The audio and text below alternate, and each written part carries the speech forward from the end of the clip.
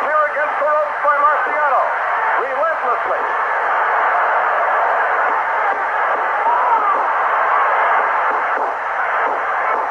A left by the Rock, and Clay is down. Here's the count.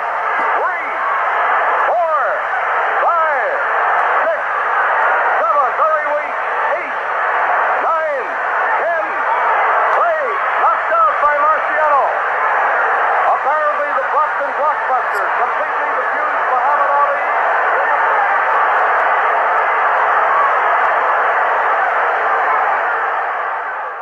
Was there any truth to the rumor that, Muhammad just agreed to, it was always a question of who would lose? That's so much baloney. One of the greatest boxing historians in the world, who's dead now, is Hank Kaplan. He got all the figures and all the fights and threw it into a computer. What came out of the computer, it came out. Now, and the biggest judge of that is Muhammad. He says to err is a machine. Plus, computer technology's come a long way in 30 years. The fastest I've ever seen Muhammad, and that's me, was against Brian London. The combination against, I can hear the commentator's voice right now. Ali moving in on London. A fuselage of punches by Muhammad Ali. London goes down. The referee sends Ali to a neutral corner and picks up the count.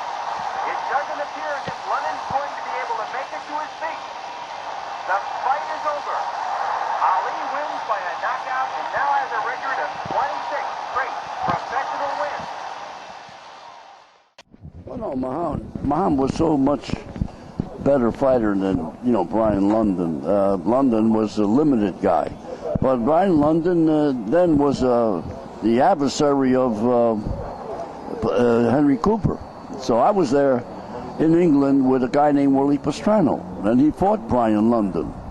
That's why I took the Brian London for Muhammad fight, because Muhammad was taller, quicker, better puncher. Willie was a light heavyweight.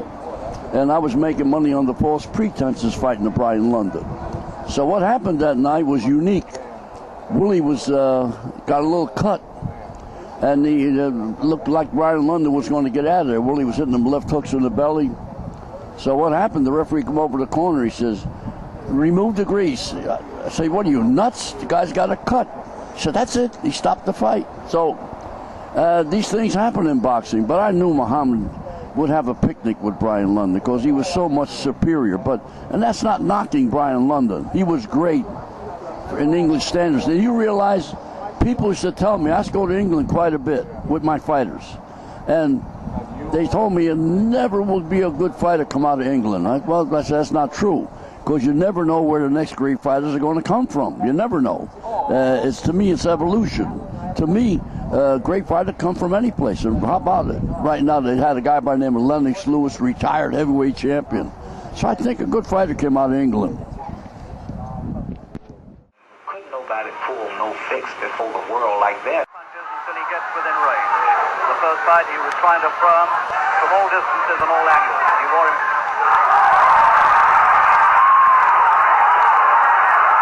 And he's over. I don't know what happened there.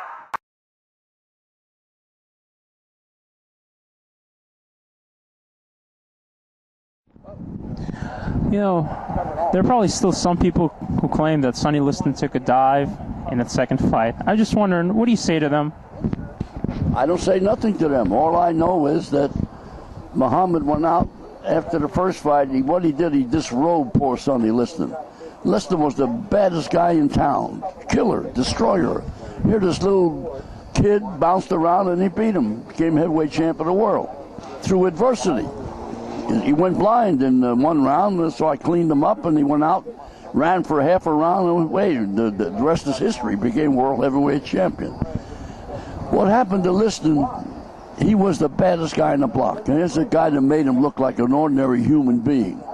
And when they fought the second time, I sent Muhammad out to hit him with a 1-2 in the very first round, if you look at the tape. And he brought back memories of the shellacking he took the first fight. So I don't think he wanted it anymore. He got knocked out. My guy hit him with a punch he didn't see. He threw a jab, he was bending down, my guy hit him in the temple, and the fight was all over.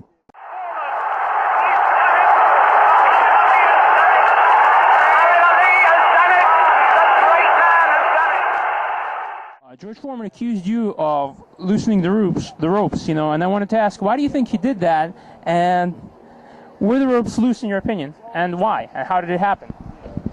I never loosened the ropes, I tightened the ropes. I tightened the ropes at 4 o'clock in the afternoon. I sent a ring over there with 24-foot ropes for a 20-foot ring. So I went there with Bobby Goodman, and he can confirm this. He works with Don King now, but he was doing the public relation for the fight for Don King. So I was there living with Bobby, so we went and checked the ring out. Now the ring was crooked. It was on a dirt floor. We had to straighten out the ring. And also the ropes were like 24 foot. There wasn't a knife in the crowd. I asked them, give me a knife so I can cut the ropes and tighten them. Mobutu made sure people didn't have no weapons.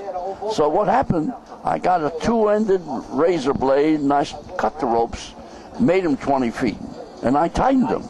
But what I didn't take into consideration, it was 4 o'clock in the afternoon. We were fighting at 4 o'clock the next morning, and the heat loosened the ropes. Mm-hmm. You got to remember that was a big discussion because the ropes were loose and Muhammad could have fell out of the ring. I didn't want the ropes loose because when he was leaning back, if he'd have fell out of the ring, that ring was like 6 foot in the air. It was in the middle of a soccer field. If he'd have fell out of the ring, Muhammad would have broke his back. So I was worried about him falling through the ropes. In fact, when he was near my corner, I smacked him in the butt to get the heck off the ropes. 3 seconds of round number 10. The winner, and once again, heavyweight champion of the world, Big Foreman. Of course, then you helped lead George Foreman to victory against Michael Moore. So was that something you two discussed regarding the ropes? There was nothing to discuss. What happened, happened. You never deal with the past. You never, and listen, you can't lean on the past. You got to go with the future. Whatever's happening now is happening. Angelo, do you think, it's a question I always wanted to ask, do you think that Muhammad was upset by George Foreman's victory over Michael Moore because, he couldn't fight anymore, or was he happy that a fighter that he beat was able to do this at that age? Muhammad Ali probably didn't even see the fight.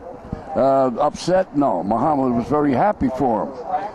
He was happy because I was happened to be in George Foreman's corner when he knocked out Moore. So there you go to this world of Fistiana. Here I am, I'm working against a guy in Zaire, and all of a sudden I'm working with him. And the only reason George Foreman had me work with him because he said when I was in Zaire, and he told this to my wife, not to me, he told my wife, he said, the reason I got Angelo working with me? She said, no, he never told me. Well, I never knew. George, he said, because Angelo, when I was in Zaire, I was getting ready to hit Muhammad with a hell of a right hand. And the squeaky voice says, get the heck out of there. And he moved. He said, if he didn't move, I may have knocked him out. How's that?